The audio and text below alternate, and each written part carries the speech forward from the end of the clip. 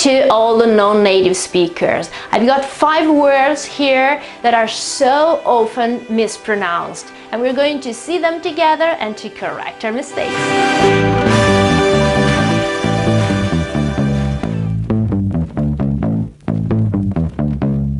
Hey guys, welcome back to my channel, welcome back to Maiora. Today we're going to talk about pronunciation again, and especially we're going to see 5 words, there are actually so many, that are so often mispronounced by non-native speakers. I'm Italian, we know that, and Italians do that a lot, but not only Italians, a lot of people all around the world, and the mistakes are often quite common.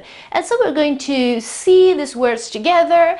I will give you the transcription in the International Phonetic Alphabet, and I'm going to explain every single symbol to you.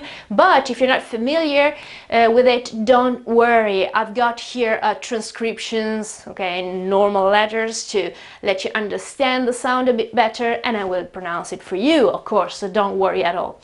Let's start with the first word here. I'm sure that a lot of you have always or often pronounced that iron, like this, iron, Iron Man, or something like that. Well, the pronunciation is actually completely different. Let's see it together with, okay, let's see the International Phonetic Alphabet transcription first and then the other one. So the right pronunciation is, of course, there's I, which is the pronunciation of this first sound here, but then there's a schwa, I, and then an R that is not really pronounced, okay, it's just a sort of a presence, okay, up here, a small R that is not completely, not fully pronounced, and then the N. So the pronunciation is iron, iron, iron. Again, in this case, this is wrong, so this is the, okay, normal letters transcriptions. It's not iron, but it is iron, iron. This is for all of you who have never seen the International Phonetic Alphabet transcription. This is quite easier to understand, maybe. Iron. So it's Iron Man, it's not Iron Man or something. If you want to help or if you want to try and find a way to remember that, I think it's quite easy to think that there's a sort of a schwa here in the middle. If you pronounce the word imagining this schwa sound here, it will basically come out the right way, because it will be ire, and then of course, yeah, the R sound will not be so strong anymore, and it will be something like iron. And you see, it's correct. So if you want to remember how to do that, imagine a little schwa here in the middle between I and R. Okay?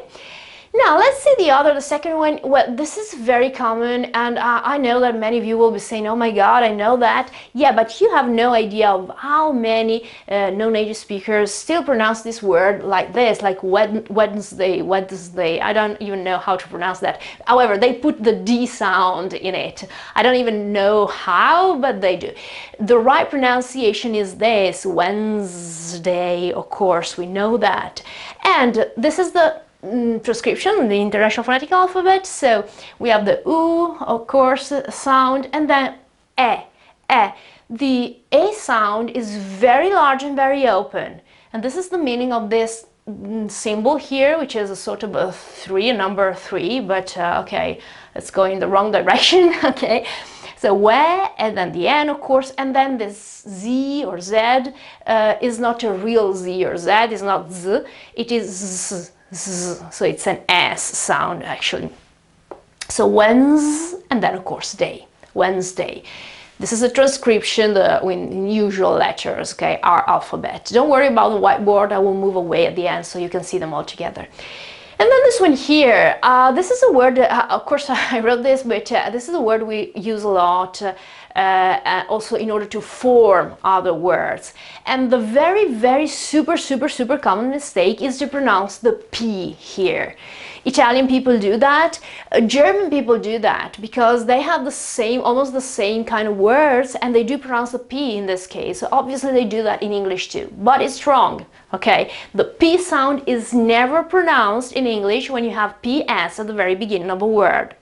So the right pronunciation is this one here, the accent. Oh, by the way, I don't know if I ever told you, but okay, I will repeat it once again. If you find the symbol here, the sort of an accent, a sort of vertical accent here at the very beginning, this means that the stress of the word is on the following syllable, so on the following vowel or diphthong. It depends on the word, of course. So in this case, it's obviously on I. So we don't have the P, as you can say, we have the S, obviously, and then the Y sound is pronounced AI, of course, and the accent is there, and then the CH is K, okay, this K is K, and schwa and O. This symbol here means O. So another common mistake is to close the word with the O. That's not right, it's O. So, for those of you who don't know the International Phonetic Alphabet, this is wrong. To say psycho is wrong, or psycho is wrong. Psycho is correct. So no P at the beginning and O at the end. Of course, you can create another, so many other words like psychologist, or I don't know, psychotherapist, or there are so many others, obviously. And then the fourth one is this one. All of you who like music, I know you find this a lot, and I'm sure that at least 80% of you will pronounce this way here. So we pronounce it something like chorus, right? Yeah, you're guilty. I can see your face. But the right pronunciation is actually chorus. Chorus. So the transcription in the International Phonetic Alphabet is this here. We have, of course, the accent immediately, so on our O. The O is very open, and this is the meaning of the symbol here. You can see this symbol with it's a sort of a C, but okay, again, wrong direction. It means that it's not ko, but it is ka. In fact, here it's written like a sort of an A. The colon here means that the vowel is longer, so it's ka, and R, schwa, S. Okay, chorus, chorus. And again, the mistake here that has to be corrected is here. So it's not ch, but it is always k, chorus. Last but not least, and especially for those of you who study literature on my channel, or even not on my channel, but you know there are a lot of words that end up with these two letters here, SM. So the common mistake here is to pronounce them sm. Example, this word here is often pronounced activism, or romanticism, or modernism. There are so many.